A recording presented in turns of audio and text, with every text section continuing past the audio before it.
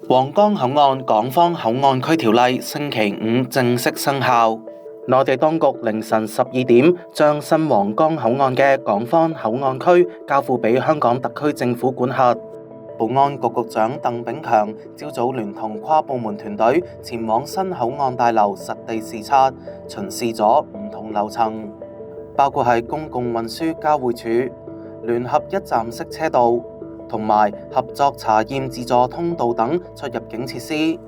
其後就召開咗跨部門準備工作小組會議，檢視當前嘅工作進度。新皇崗口岸將會採用一地兩檢同埋合作查驗一次放行嘅嶄新通關模式，當局預期將會大幅提升兩地旅客嘅過關效率。本港亦都將會有7條專營巴士路線、6條專線小巴路線同埋跨境巴士路線嚟到往返關口，亦都會有市區同新界的士服務。